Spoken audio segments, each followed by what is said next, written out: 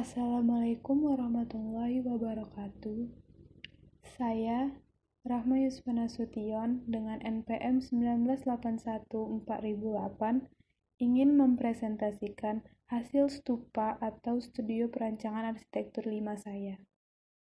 Di sini, saya mempunyai dosen pengampu, yaitu Ibu Sari Desi MI Simbolon, STMT, bersama dengan Ibu Ina Triesna Budiana, MT. Di stupa 5 ini, saya ditugaskan untuk merancang atau membuat sebuah sekolah seni dan galerinya. Pertama-tama yang harus kita lakukan yaitu studi banding dan literatur. Di sini, saya mengambil sekolah Hanlim Multi Art School sebagai literatur atau studi banding untuk sekolah seni saya. Jadi, Hanlim Multi Art School ini merupakan salah satu sekolah menengah atas seni pertama di Korea Selatan yang terletak di distrik Songpak. Ini denah-denah dari sekolah Hanlim Multi Art School. Di sini terdapat taman, gedung pertama, gedung kedua, ada sport court areanya.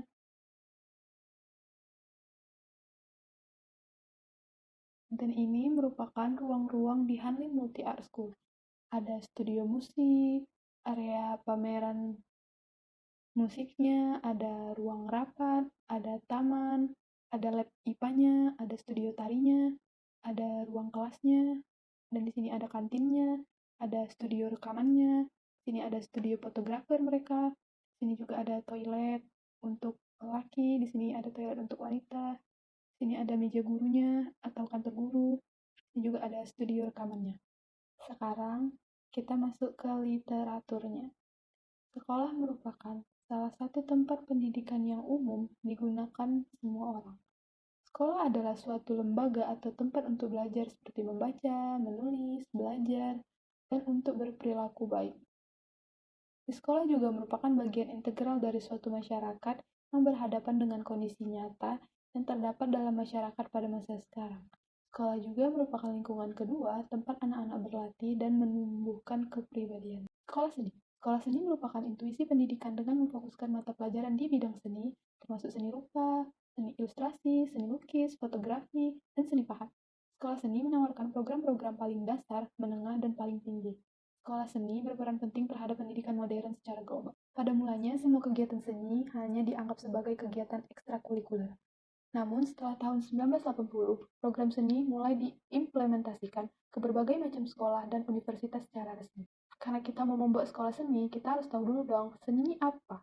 Seni adalah sebuah dimensi ciptaan atau rasa manusia yang dituangkan dalam media tertentu untuk menyalurkannya atau mengimplementasikannya kepada orang lain. Jadi karena di sini kita mau merancang seni musik, jadi kita harus mencari kata musik juga. Musik yang berasal dari kata musikos, artinya dalam bahasa Yunani adalah dewa keindahan yang memiliki kekuasaan pada bidang seni dan keilmuan. Jadi kalau misalnya digabung, seni musik adalah sebuah cabang seni yang lebih fokus mengutamakan penggunaan harmoni, melodi, irama, tempo, dan vokal sebagai sarana menyampaikan nilai-nilai seni itu sendiri dari seniman atau pembuat seni kepada orang lain atau penikmat seni. Yang kedua di sini ada seni tari. Seni tari adalah aliran seni mengenai gerakan badan yang berirama dan biasanya diiringi bunyi-bunyian, yaitu seperti musik, gamelan, dan sebagainya. Secara umum, seni tari adalah cabang seni yang mengungkapkan keindahan ekspresi hingga makna tertentu melalui media gerak tubuh yang disusun dan diperagakan sedemikian rupa untuk memberikan penampilan. Seni tari dapat dilakukan secara tunggal, berpasangan, berkelompok, atau kolosal. Bagi kamu yang ingin mengerti lebih dalam tentang seni tari, bisa membaca dan memahami juga unsur-unsur, fungsi, jenis-jenis, serta contoh dari seni tari tradisional di Indonesia. Jadi, dikarenakan di kota Medan yang sangat minim atau sangat sedikit kita temui sekolah seni yang resmi, jadi di sini saya akan merancang sekolah seni. Tetapi sekolah seni yang saya rancang ini lebih memfokuskan ke seni tari dan seni musik. Jadi, seni tarinya ini terbagi menjadi seni tari modern dan tari tradisional. Sekolah seni ini sederajat dengan SMA atau SMK. Sekolah seni ini juga berlokasikan di Medan, Johor. Pertama kita ke data site. Site berada di Jalan Eka Rasmi, Kecamatan Medan Johor, Kota Medan, Sumatera Utara. Site berada di jalan lingkungan, tetapi menuju jalan utamanya tidak jauh, namun angkutan umum tidak menuju ke site. Yang ketiga, di Kecamatan Gedung Johor ada lebih dari 5 sekolah, tetapi belum ada sekolah seni yang berada di Johor. Site yang saya ambil sengaja tidak dekat jalan utama karena tingkat kebisingannya lumayan tinggi. Saya juga berada di kawasan yang asri sehingga memiliki utara yang cukup sejuk. Site yang saya ambil memanjang ke belakang dan memiliki kontur yang rata. Pada bagian depannya terdapat parit, pada bagian belakang site-nya terdapat pemakaman, pada bagian utara site berbatasan dengan jalan dan perumahan, pada bagian timur berbatasan dengan site pemukiman warga, pada bagian selatan berbatasan dengan lahan kosong, pada bagian barat berbatasan dengan pemukiman warga juga. Selanjutnya kita ke analisa tapak. Site-nya berada di Jalan Eka Rasmi, Kecamatan Medan Johor di Kota Medan, Sumatera Utara akan dibangun art school dan galeri dengan luas lahan 2000 meter persegi dengan koefisien dasar bangunan atau KDB 60%, jadinya 1200 meter persegi yang akan dibangun dengan GSB 3 meter. Selanjutnya ke batasan dan existing tapak. Jadi di bagian utara site itu terdapat Jalan Eka Rasmi, jalan kendaraan, terus pada bagian baratnya terdapat pemukiman warga, terus pada bagian timurnya ada ruko yang udah lama nggak kepake, terus pada bagian belakang atau selatannya terdapat lahan kosong dan pemakaman. Existing tapaknya terdapat perumahan, ada swalayan juga atau toko, terus juga ada masjid, ada kafe dan resto. Respon yang kita dapat dari analisa batasan dan existing tapak ini, site mudah dijangkau. Di kawasan site ini juga cocok untuk membangun sekolah seni. Di site di kawasan ini juga tenang dan asri, dekat dengan jalan utama dan juga di kawasan perumahan. Selanjutnya ada kebisingan site. Jadi kebisingan itu ada 3. Yang pertama yaitu kebisingan tinggi, yang didapat dari kebisingan kendaraan yang lewat di Jalan Eka Rasmi. Sedangkan kebisingan sedang didapat dari kebisingan pemukiman warga dan toko-toko. Sedangkan kebisingan rendah didapat dari kebisingan pepohonan dan semak-semak yang terkena angin. Jadi respon yang kita dapat dari kebisingan site ini yaitu pada site yang memiliki kebisingan tinggi, yaitu ini kebisingan tinggi yang berwarna merah, akan diatasi dengan pemasangan pagar atau ditanami dengan pohon-pohon sebagai peredam kebisingan. Pada bagian utara yang merah merupakan kebisingan tinggi, pada bagian kanan dan kiri site merupakan kebisingan sedang, sedangkan pada bagian belakang merupakan kebisingan rendah. Jadi pada bagian kanan, kiri, dan belakang bangunan akan dibuat tembok untuk keamanan juga dan untuk peredam kebisingan. Selanjutnya ke aksesibilitas. Jadi, titik nol di Kota Medan itu ada di depan kantor Pos Medan, yaitu di Jalan Pos nomor 1 Kesawan, Kecamatan Medan Baru. Jadi, dari site saya itu menuju titik nol Kota Medan itu memerlukan waktu kurang lebih 21 menit menggunakan kendaraan roda 4, mobil, ataupun dengan roda 2 yaitu kereta. Terus menuju site ini bisa menggunakan sepeda, mobil, atau kereta, tapi tidak bisa angkutan umum ya. Jadi respon yang kita dapat dari analisa aksesibilitas ini, jalan menuju site lumayan ramai, tetapi banyak jalan potongnya untuk menuju site. Tidak hanya jalan itu aja, site yang dilewati tidak dilewati kendaraan umum, hanya kendaraan pribadi. Site juga tidak jauh dari pusat kota. Selanjutnya, analisa sirkulasi. Yang hitam ini merupakan jalan raya, Jalan Eka Rasmi, yang ada di site saya, kendaraan roda 4, roda 2, roda 3. Terus kita masuk main entrance dari site ini merupakan tanda panah yang berwarna kuning. Terus kita memutar atau untuk jalan keluarnya pada panah yang berwarna coklat.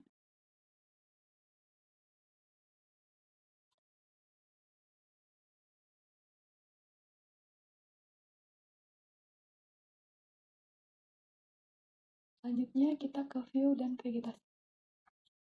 Bagian utara site, jadi bagian utara site-nya itu akan mendapat view Jalan Eka Rasmi. Bagian barat dan timur site-nya akan mendapatkan view pemukiman warga dan toko. Bagian selatannya akan mendapatkan view pepohonan dari lahan kosong. Jadi awalnya banyak semak-semak belukar dan pepohonan-pepohonan. akan dibersihkan, lalu ditebang juga pohon-pohon yang nggak dipakai atau yang nggak berguna. Lalu nanti jadinya akan seperti yang di bawah. Itu pada bagian barat bangunan akan ditanami pohon-pohon, dan di bagian depan juga akan ditanami untuk peredam suara dan estetik. Pada bagian tengahnya juga nanti akan dibuat area terbuka hijau atau taman, dan juga supaya ada view dari dalam bangunan. Selanjutnya kita ke topografi dan drainase. Jadi pada bagian depan site itu terdapat drainase lingkungan yang tepat berada di depan site. Lalu ini foto-foto yang saya ambil langsung ke tempat site-nya berada. Ada pepohonan, ada drainase, dan semak-semak yang lainnya. Jadi respon yang kita dapat dari topografi dan drainase ini, sirkulasinya akan dibuat menurun dari sal agar air hujan tidak langsung mengalir agar dapat langsung mengalir ke drainase. Terus drainasenya juga nanti akan ditutup agar tidak menimbulkan bau. Drainase ini juga akan saya gunakan nantinya untuk mengalirkan air kotor dari bangunan. Bangunannya juga nanti akan dibuat agak jauh dari drainase agar tidak terkena bau-baunya. Selanjutnya ada analisa klimatologi. Jadi arah saya itu berada di utara. Jadi pada bagian kiri bangunan atau bagian barat site itu akan mendapatkan sinar matahari sore dengan suhu 28-33 derajat. Jadinya akan ditanami pohon yang tinggi untuk meminimalisir sinar matahari sore.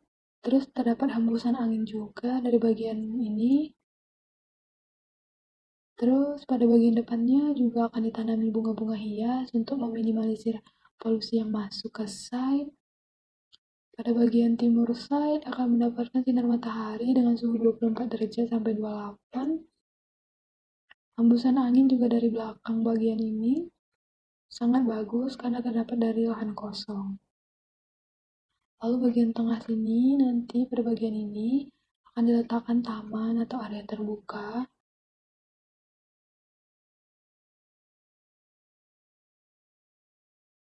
Selanjutnya kita masuk ke analisa bangunan. Jadi di analisa bangunan ini pertama-tama kita harus menentukan bentuk dasar bangunan yang akan kita gunakan untuk merancang art school dan galeri ini. Jadi di sini saya menggunakan bentuk dasar persegi panjangan bujur sangkar. Jadi karena di sini ada dua jurusan, yaitu seni musik dan seni tari, jadi saya membuat dua gedung utama yang bentuknya sama, tetapi arah bangunannya berbeda. Bangunan pertamanya yaitu penggabungan antara persegi panjang dan bujur sangkar. Persegi panjang dan bujur sangkar nantinya akan menjadi bentuk L. Begitu juga dengan bangunan yang kedua, penggabungan antara bujur sangkar dan persegi panjang nantinya akan menjadi bentuk L. Lalu untuk bangunan art galerinya, saya menggunakan bentuk dasar bujur sangkar dengan lingkar. Lalu nanti di bagian tengahnya terdapat bujur sangkar, lalu pada bagian belakang dan depannya terdapat setengah lingkaran. Untuk bangunan servisnya saya hanya menggunakan bentuk dasar bujur sangkar.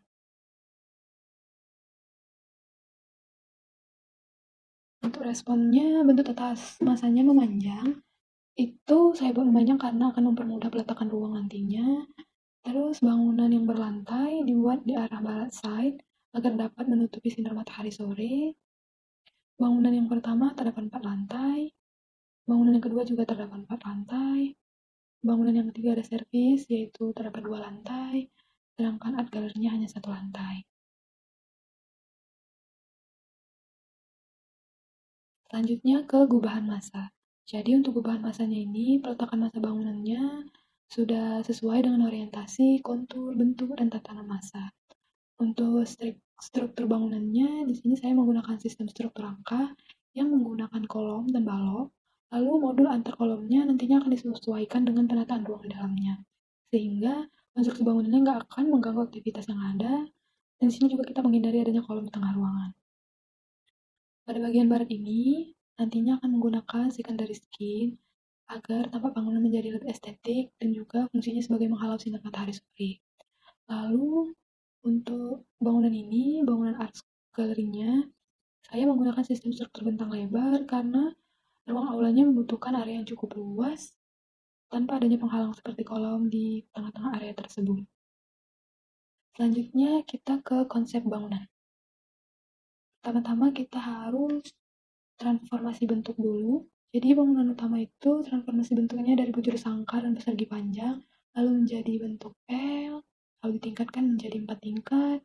Begitu juga dengan bangunan utamanya, dari bujur sangkar dan persegi panjang menjadi bentuk L, lalu dinaikkan menjadi 4 tingkat.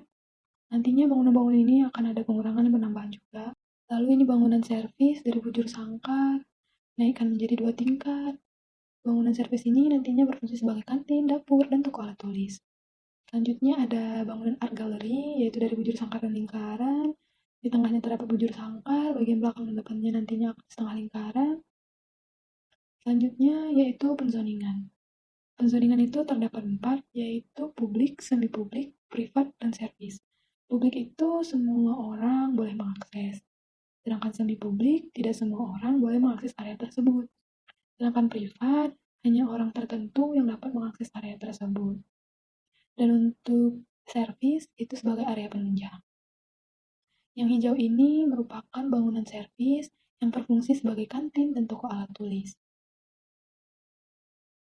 Untuk bangunan yang merah ini, merupakan bangunan utama yang kedua yang berfungsi sebagai ruang kelas, studio musik, ruang tari, dan fasilitas lainnya yang bersifat privat. Dia warna merah. Ini juga bangunan utama pertama yang berfungsi sebagai ruang pimpinan seperti ruang kepala sekolah, ruang guru, ruang-ruang konsul, bimbingan yang bersifat privat, yaitu warna merah. Terus bagian depannya merupakan bangunan publik yang berfungsi sebagai ruang administrasi, yaitu berwarna biru tua. Sedangkan ini merupakan bangunan semi publik yang berfungsi sebagai galeri dan pameran, yaitu warna biru muda. Selanjutnya ke konsep struktur. Untuk material penutup atap bangunan utama sekolah seni rupa ini menggunakan atap perisai dengan material metal. Lalu struktur bangunannya menggunakan sistem struktur angka yang menggunakan kolom dan balok. Terus juga pada bangunan galeri ini nantinya menggunakan struktur bentang lebar karena membutuhkan area yang cukup luas dan tanpa ada jam penghalang seperti kolom. Lalu pada bagian barat bangunan ini akan diberi secondary skin yang terbuat dari kayu. Lalu fondasi pada semua bangunan ini saya menggunakan fondasi footplate. Selanjutnya ke konsep utilitas. Jadi di sini saya menggunakan sistem jaringan air bersih dan fit, sistem di mana sumber air akan diletakkan di atas bangunan, lalu mengalir ke bawah sesuai dengan kebutuhan. Dari PDAM, kita pompa ke ground tank, lalu pompa ke atas, menggunakan upper tank, lalu didistribusikan ke bawah. Untuk sistem jaringan air kotornya juga dari air kotor cair, air kotor padat, ke sepsi tank, lalu bak kontrol. Ini merupakan sistem jaringan air bersih dan jaringan air kotor sayang. Air kotor sayang saya gunakan. Oke, selanjutnya kita ke konsep tapak.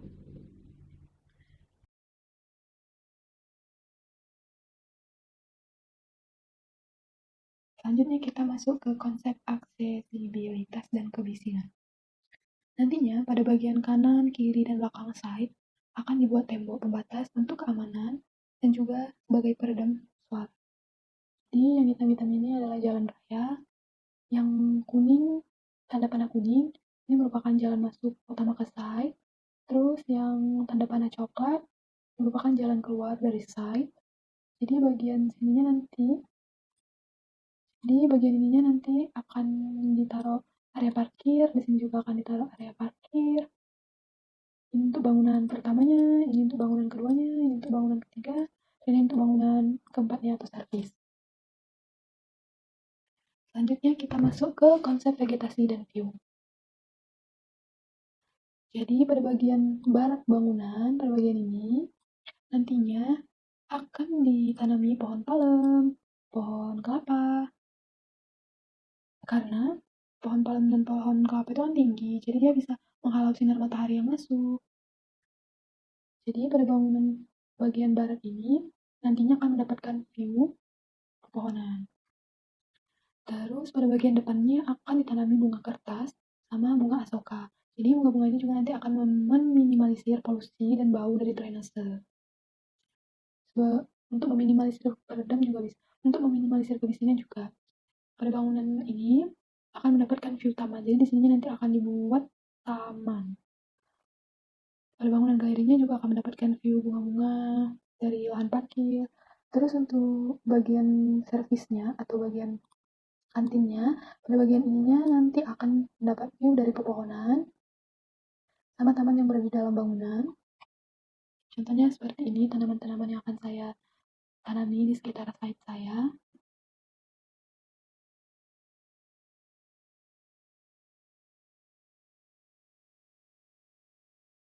Selanjutnya kita masuk ke konsep topografi. Ini untuk konsep topografi saya. Jadi di sini bagian ini sedikit menurun dari tapak. Jadi pada bagian depan ini tuh drainase lingkungan.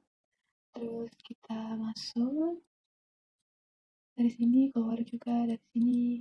Jadi kalau misalnya cuma mau ngantar, bisa musim di sini turunkan penumpangnya, lalu kembali lagi keluar.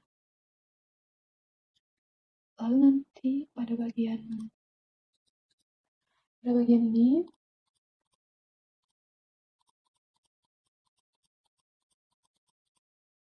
ini nanti sedikit menurun.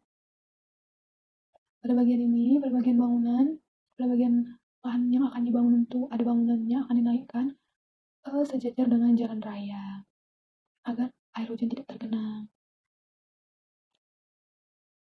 Selanjutnya kita ke konsep drainase. Jadi drainase yang di depan ini, drainase lingkungan ini akan ditutup dengan penutup drainase. Jadi drainase yang di depan ini kedalamannya 1 meter, lalu lebarnya juga 1 meter. Lalu pada bagian samping kiri bangunan akan dibuat juga dengan drainase dengan lebar 1 meter, kedalaman 1 meter, lalu ditutup juga. Lalu di belakang bangunan juga akan dibuat drainase. Selanjutnya konsep klimatologi. Jadi karena pada bagian barat ini terkena sinar matahari sore, jadi bangunan tinggi diletakkan di bagian barat. Untuk mengatasi sinar matahari sorenya, kita tanami pohon-pohon yang tinggi, pohon palem atau pohon kelapa untuk meminimalisir sinar matahari sore yang masuk. Bagian sini juga ada taman nantinya. Pada bagian kanan, kiri bangunan, sama belakang nanti akan dipasang pagar atau tembok untuk meredam kebisingan. Kurang lebih seperti ini untuk konsep klimatologinya. Untuk selanjutnya konsep ruang luarnya, yaitu ada ruang terbuka aktif, lapangan olahraga contohnya, sama ruang terbuka pasif, yaitu taman. Jadi nanti di bangunan saya terdapat kolam ikan atau air pancur. Terus ada bangku-bangku, kursi-kursi untuk duduk-duduk di sekitar taman untuk sambil-sambil baca buku. Ini merupakan elemen-elemen tapak di sekitar masa. Ada ayunan. Selanjutnya kita ke analisa aktivitas dan kebutuhan ruang. Yang pertama-tama yang kita harus buat itu yaitu program ruang. Yang pertama itu kebutuhan ruang. Jadi pertama itu kita tentukan dulu pelakunya siapa. Misalnya contohnya di sini ada kepala sekolah dan wakil kepala sekolah. Terus jenis pelakunya itu privat atau semi publik atau servis. Terus kita tentukan juga jumlah pelakunya ada berapa orang. Ini ada kepala sekolah dan wakil kepala sekolah. Jadi jumlah pelakunya ada 2. Terus aktivitas pelakunya itu apa aja dari dia pertama kali datang sampai dia pulang. Contohnya di sini dari 7.30 sampai jam 8 dia parkir kendaraan, berarti dia membutuhkan ruang tempat parkir. Terus dia bekerja, berarti dia membutuhkan ruang kepala dan wakil kepala sekolah. Terus dia butuh rapat, berarti ruang yang dibutuhkan ada ruang rapat. Terus aktivitasnya ada ibadah, berarti dia memerlukan sholat. Terus aktivitasnya ada istirahat dan makan siang, itu bisa di ruangnya sendiri atau di kantin. Terus dia kerja lagi atau urusan keluar sekolah, di ruangnya sendiri, ruang kepala sekolah atau wakil, terus dia ke tempat parkir lagi, terus dia mau wudhu atau buang air kecil, buang air besar, dia membutuhkan kamar mandi. Jadi, cara membuat kebutuhan ruang itu seperti itu. Ini contoh-contohnya.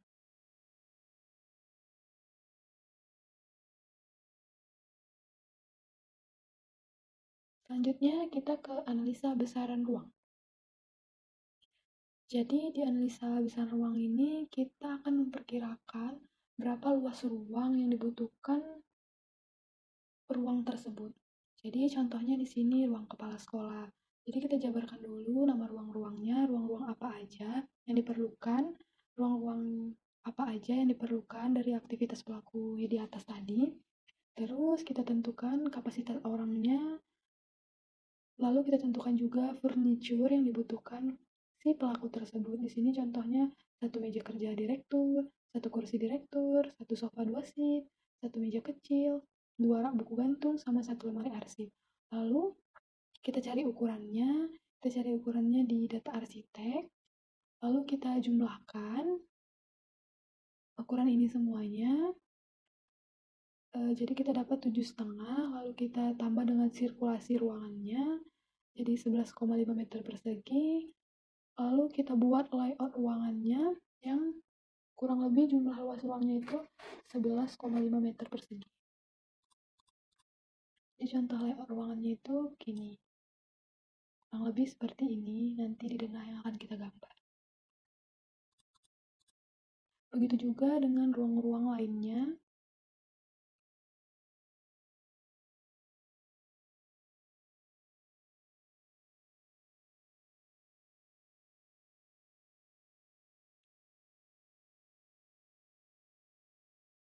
Selanjutnya ini total luas semua ruangan yang saya butuhkan. Ada ruang administrasi, perpustakaan, ruang guru, kamar mandi guru, musola, ruang staf kebersihan, kamar mandi staf, kamar mandi siswa dan siswi, ruang kepala galeri, ruang kepala sekolah, ruang wakil kepala sekolah, ruang bendahara, ruang kepala jurusan musik, ruang kepala jurusan tari, ada ruang bimbingan, ruang rapat, studio tari, studio piano, studio rekaman, ada selasar juga sama koridor. Ini merupakan luas ruang bangunan pertama. Itu di sini saya dapat 652,1 meter persegi. Lalu untuk bangunan servisnya saya mendapat jumlah seluruhnya 242 meter persegi. Area parkirnya saya memerlukan 336 meter persegi. Untuk galeri artnya saya luas ruangannya semuanya 270,5 meter persegi. Untuk bangunan kedua saya membutuhkan 821,5 meter persegi. Jadi jumlah luas ruang seluruhnya itu 2000,322 meter persegi.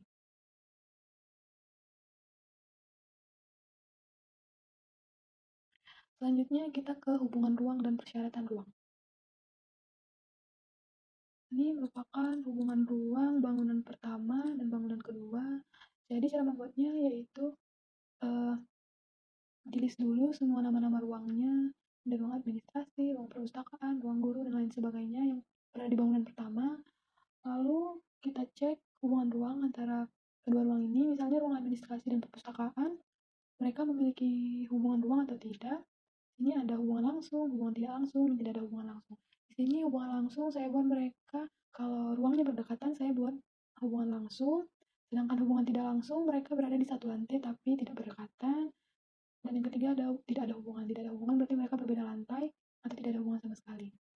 Kurang lebih seperti itu hubungan ruang saya. Ini merupakan hubungan ruang bangunan pertama, ini bangunan kedua, dan ini untuk bangunan servisnya. Lanjut ke persyaratan ruang. Jadi persyaratan ruang di sini saya membuat ada pencahayaan alami dan buatan, penghawaan alami dan buatan, lalu view-nya ada apa tidak, memerlukan apa tidak, kebisingannya memerlukan apa tidak, sama pencapaiannya. Kurang lebih persyaratan ruang saya di bangunan pertama yaitu begini. Kalau X itu dia kurang membutuhkan, sedangkan O itu membutuhkan, sedangkan garis dia tidak membutuhkan. Jadi misalnya contoh ruang administrasi, dia kurang membutuhkan cahaya alami, lebih membutuhkan cahaya buatan, dan juga kurang membutuhkan penghawaan alami, lebih membutuhkan penghawaan buatan, membutuhkan view, kurang membutuhkan kebisingan, dan membutuhkan pencapaian, membutuhkan akses. Itu juga selanjutnya. Ini untuk persyaratan ruang bangunan kedua. Ini bangunan service. Selanjutnya kita ke diagram bubble. Kurang lebih begini diagram bubble saya di bangunan pertama. Ini lantai dasarnya terdapat ruang administrasi, kamar mandi staf, perpustakaan, ruang staf kebersihan, ada musola, staf galeri, dan tangga. Lalu naik ke lantai 2 akan kita jumpai ruang guru, kamar mandi siswa, kamar mandi siswi, lalu kita jumpai ada ruang konsul sama kepala galeri. Lalu di sini ada selasar. Jadi warna merah ini dia ruangannya bersifat privat, sedangkan warna biru tua atau biru dongker merupakan sifat ruang yang publik, sedangkan biru muda merupakan sifat ruang yang semi publik. Lanjut kita ke lantai 3-nya, naik tangga, lalu menjumpai studio musik, ada ruang praktik. Lantai 4-nya kita akan jumpa ruang rapat, kamar mandi kepala sekolah, ruang bendahara, ruang wakil kepala sekolah, ada ruang kepala jurusan juga. Terus untuk bangunan keduanya kita akan menjumpai ada lab komputer, musola, kamar mandi, ruang kelas. Terus naik ke tangga kita jumpai ruang kelas, kamar mandi, selasar. Lalu ada studio musik di lantai 3, ada kamar mandi juga, ada selasar. Lalu naik lagi ke lantai 4, kita akan menjumpai studio tari juga, studio tari dengan studio musik yang lainnya, ada kamar mandi dengan tangga. Untuk bangunan servisnya nanti pas masuk kita menjumpai area makan, baru ada tempat makannya, ada tangga, lalu di lantai 2 nanti hanya ada area makan, terus bagian bawahnya ada toko alat tulis dan dapur. Untuk bangunan galerinya dia ada area penonton, tempat pameran, dan kamar mandi. Ini untuk bubble semua bangunannya. Jadi di sini bangunan pertama, bangunan kedua, bangunan servisnya, di sini art galerinya, di sini area parkirnya, di sini untuk tamannya. Selanjutnya kita ke block plan. Jadi ini merupakan block plan lantai pertama. Ini ada main entrance dan jalan keluarnya. Terus ini block plan lantai kedua. Ini block plan lantai ketiga. Dan ini block plan lantai keempat.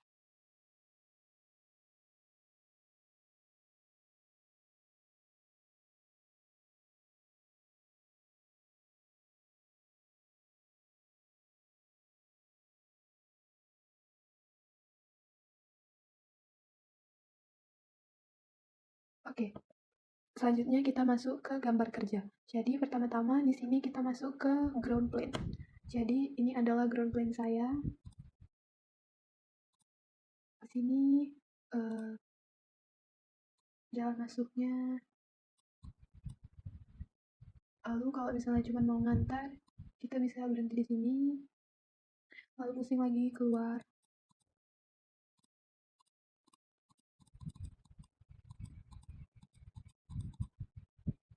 Ini ground plan saya. Di sini terdapat area parkir sepeda motor. Di sini terdapat area parkir roda 4 mobil. Di sini ada pos satpam. Di sini ada bangunan utama yang pertama. Ini bangunan utama yang pertama. Terus di sini ada gedung pertunjukannya, gedung galerinya, art galerinya. Lalu di sini ada gedung utama kedua yang berfungsi sebagai ruang-ruang kelas, laboratorium, musola. Ini kantinnya dan ini toko alat tulisnya. Ini adalah ground plan saya. Selanjutnya kita masuk ke denah. Jadi di sini pertama denah untuk bangunan pertama dulu. Ini denah lantai pertama dan lantai kedua bangunan pertama saya. Ini untuk denah lantai 3-nya. Ini untuk ada lantai 3-nya, di sini untuk denah lantai 4-nya, masih gedung pertama ya. Selanjutnya ini denah masuk gedung kedua. Sini ada laboratorium, ada tangga, ada ruang kelas teori, ada ruang loker, ada musola, kamar mandi. Terus ke lantai 2-nya terdapat ruang kelas teori juga, ada loker juga, ruang kelas teori lagi, sama dengan kamar mandi siswa dan siswi. Untuk di lantai 3-nya kita terdapat studio tari, ada studio band, ada studio gitar dan bass, ada studio tari lagi sama ada kamar mandinya juga lagi. Di lantai 4 ada studio drum, Ada loker, ada ruang kelas teori lagi, sama ada kamar mandi siswa dan siswi lagi. Selanjutnya ke bangunan ketiga, ini dia denahnya, sini area pertunjukannya, sini area penontonnya, sini ada ruang teknisi, ada kamar mandinya juga. Sini dia masuknya dari sini. Selanjutnya ada denah untuk gedung keempat atau gedung kantin. Jadi pertama kita masuk dari sini. Lalu kalau mau ke lantai 2, melewati tangga, lalu duduk di sini yang sudah disediakan tempat duduknya. Ini toko alat tulisnya. Ini ada dapur.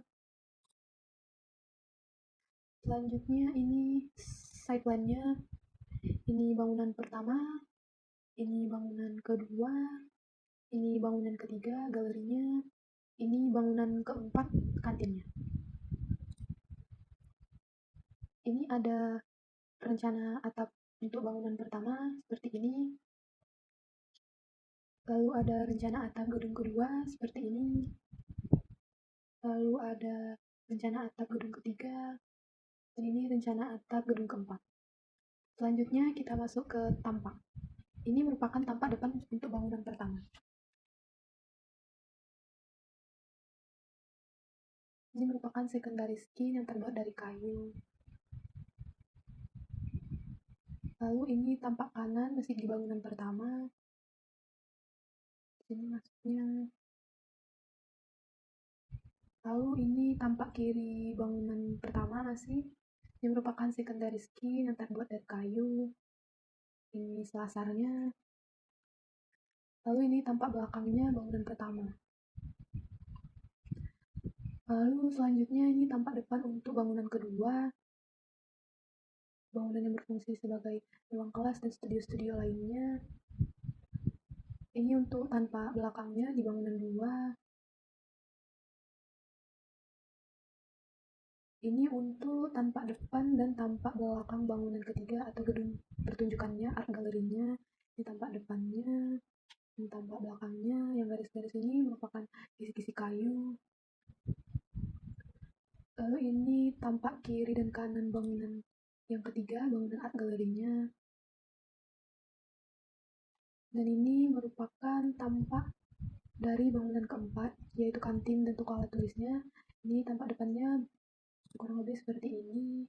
Lalu tampak belakangnya kurang lebih seperti ini, dan ini tampak kanannya. Tampak kirinya dia bersambung dengan bangunan lainnya, jadi nggak nampak. Selanjutnya ini ada potongan dari bangunan pertama, yaitu potongan A. Sini saya menggunakan fondasi tapak dengan modul atau kolom 40x40 dengan atap metal. Kurang lebih seperti ini potongan A bangunan pertama saya. Lalu ini potongan B bangunan pertama saya.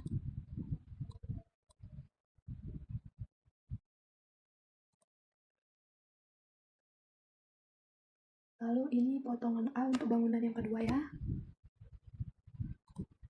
Kurang lebih seperti ini.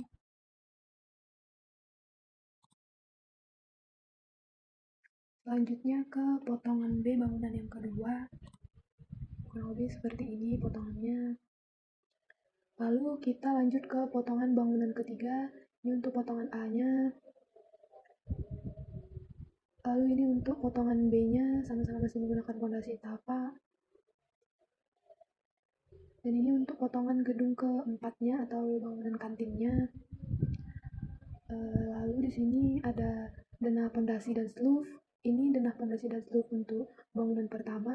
Ini denah pondasi dan sloof untuk bangunan kedua. Ini untuk denah pondasi dan sloof gedung kantin atau gedung keempat. Lalu ini detail pondasinya kurang lebih seperti ini. Lalu di sini ada detail rangka atapnya untuk yang gedung pertama. Lalu di sini detail rencana atap gedung kedua kurang lebih seperti ini. Lalu ini detail rencana atap gedung keempat. Ini detail rangka atap gedung ketiga. Lalu selanjutnya kita masuk ke denah elektrikal atau titik lampu ya. Ini untuk dana elektrikal gedung pertama. Ini ada keterangannya sesuai dengan simbolnya, ada saklar tunggal, saklar double, saklar triple, stop kontak, lampu down lightnya yang 18 watt, lampu down lightnya yang 15 watt. Di sini sudah ada keterangannya. Selanjutnya ini untuk dana elektrikal lantai 3 dan lantai 4 gedung pertama. Lalu ini untuk dana elektrikal lantai pertama gedung kedua. Ini dana elektrikal lantai kedua, gedung kedua. Ini dana elektrikal lantai 3 gedung kedua. Ini dana elektrikal lantai 4 gedung kedua. Ini merupakan isometri dari dana plumbing gedung pertama. Kurang lebih seperti ini dana plumbingnya. Jadi dari PDAM itu terkometeran, lalu dia mengalir ke groundwater tank, lalu dipompa ke atas, masuk ke roof tank, baru dialirkan dengan pipa-pipa ke tempat-tempat yang mana dibutuhkan air bersih. Kalau untuk air kotornya kita langsung ke septic tank. Ini dana plumbing gedung kedua sama dengan yang tadi. Sistem jaringan air bersih dan air kotornya. Ini merupakan detail arsitektur untuk pagar utama saya. Ini merupakan detail arsitektur secondary skin saya. Ini untuk detail pagar balkonnya, kurang lebih seperti ini. Ini untuk detail tangga saya. Ini dana septic tank sama dengan detailnya, kurang lebih seperti ini. Dana septic tank yang saya gunakan.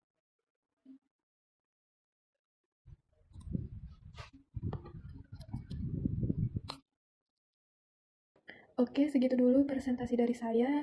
Kalau ada salah, mohon maaf. Assalamualaikum warahmatullahi wabarakatuh. Bye-bye.